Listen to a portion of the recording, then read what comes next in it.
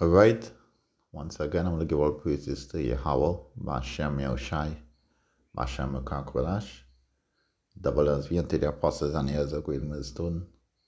To all the Akiams worldwide, I want to say Shalom be unto you. This is the word from the GMS Trinidad camp.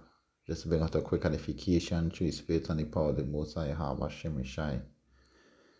My edification today is begin at my house first.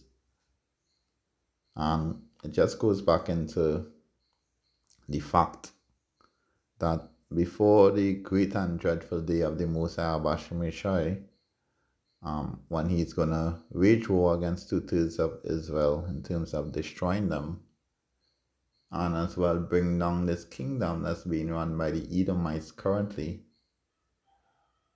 He's first going to start at His house, and it's a balance. So we men of the Lord Bashem Yahushai, and all you men out there who's calling on the Lord Bashem Yahushai and doing the wrong and using the Lord name in vain, you should be mindful that judgment will first start on the house of the Most High Bashem Yahushai.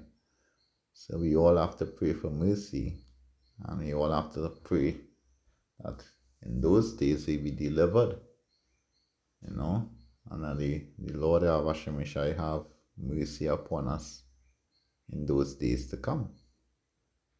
So we can't go about our duty in serving the Lord and doing it thinking that we are going to be saved or delivered. We can only pray and hope that we will be part of that deliverance.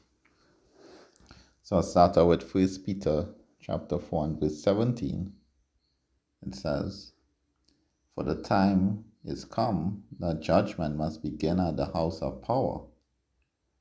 And if it first begin at us, what shall the end be of them that obey not the gospel of our Bashem Yahushai?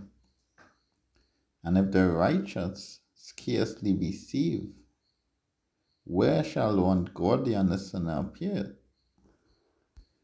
Wherefore, let them that suffer according to the will of Yahweh Bashem Yahushai commit the keeping of their souls to Him in well-doing, as unto a faithful Creator."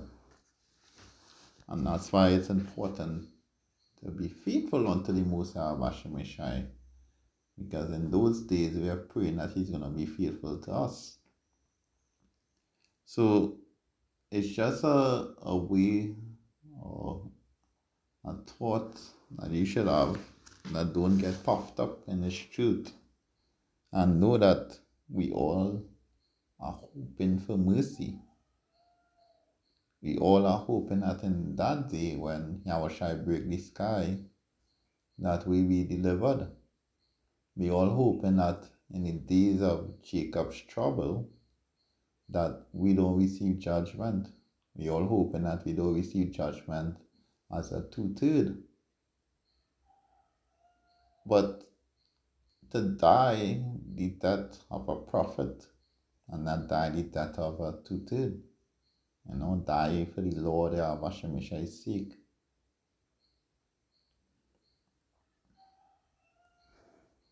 So this is an even more better reason for us to continue in this ministry and push the word of the Most High Bashem Yahushai even evermore. Because when you read Ezekiel chapter 9, start at verse 4, it says, "And the Lord Bashem Yahushai said unto him, Go through the midst of the city, through the midst of Jerusalem, and set a mark upon the forehead of the men that sigh and that cry for all the abominations that is done in the midst thereof. And to the others he said in my hearing, Go ye after him through the city and smite. Let not your eyes fear, neither have pity. Slay utterly old and young, both maids and little children and women, but come not near any man upon whom is the mark, and begin at my sanctuary. Then they began at the ancient men that were before the house. So we see we see and we know that there are two marks. There's a mark of exemption and there's a mark of judgment. So we hoping in those days to receive the mark of exemption rather than the mark of judgment. Because as he said again, begin at my house first. And the house of the Most High Abashimishai is the men that sigh and cry for the abominations being done. Hey, so again, keep your garments clean and always have on your marriage garments for when the bridegroom come. Bride come to meet the bridegroom. Because ultimately we are married unto Yahushai. We are married unto this truth. We are married unto this doctrine. So, yes, law, statutes, and commandments is important, but believing in the Most High Abashimishai is more important as well. And believing that he died and he rose and he's coming back again. And so they'll be caught out there as a commoner, as a normal sinful man doing sins in the eyes of the Most High Abashimishai in that day. Matthew chapter 7 and verse 21. It says,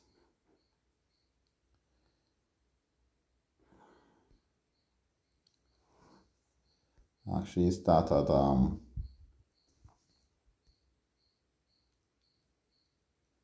16. Ye shall know them by their fruits. Do men gather grapes of thorns or figs of thistles? Even so, every good tree bringeth forth good fruit, but a corrupt tree bringeth forth evil fruit. A good tree cannot bring forth evil fruit, neither can a corrupt tree bring forth good fruit.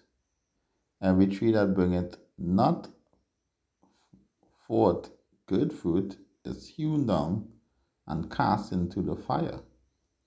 Wherefore by their fruits ye shall know them. Not every one that said unto me, Lord, Lord, shall enter into the kingdom of heaven, but he that doeth the will of my Father which is in heaven. Many will say to me in that day, Lord, Lord, have we not prophesied in thy name, and in thy name have cast out devils, and in thy name done many wonderful works? And then will I profess unto them, I never knew you. Depart from me, ye that work iniquity. Therefore, whoever hear these things of mine and do them, I will be likened unto him. I would liken him unto a wise man, which built his house upon a rock. And the rain descended, and the floods came, and the wind blew, and beat upon that house, and it fell not, for it was founded upon a rock.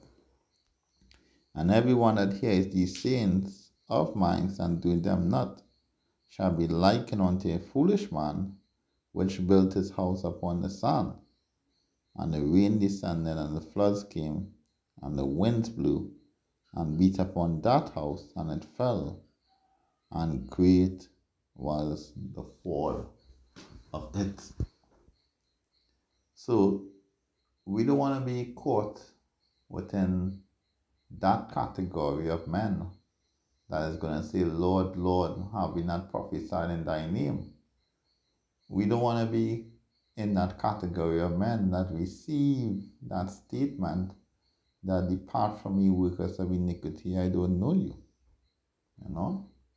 So even more reason to give praise and honor and glory unto the Most High Bashem Yeshai and do the correct thing. You know? Matthew chapter 5 and verse 19, it says, whosoever therefore shall break one of these least commandments,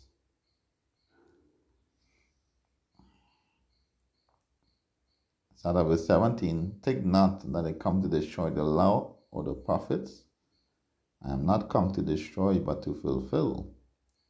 For verily I say unto you, till heaven and earth pass, one jot or one little tittle shall in no wise pass from the law, till all be fulfilled. Whosoever therefore shall break one of these least commandments, and teach men so, he shall be called the least in the kingdom of heaven. But whosoever shall do and teach them, the same shall be called great in the kingdom of heaven. For I say unto you, that except your righteousness shall exceed the righteousness of the scribes and Pharisees, ye shall in no case enter into the kingdom of heaven. So, that's why it's important to keep the laws, statutes, and commandments of the Most High. I mean, it's impossible to keep all. But through grace and in doing what you need to do, hopefully you'll be part of that hopeful elect. Hopefully, the Most High will have mercy. But ultimately, before this great and dreadful day, the Most High will begin at his house first. No? So I hope this was edifying to you. With that, I want to give all praises and glory unto the Most High Bashem Yeshai, Bashem Makar Kodash. A double honors be unto the apostles and heirs of great milestone, to all the Akiams worldwide, and say Shalom be unto you. This is the word from the GMS student camp, saying Shalom, Shalom to the elect. Stay strong, Akiam, Shalom.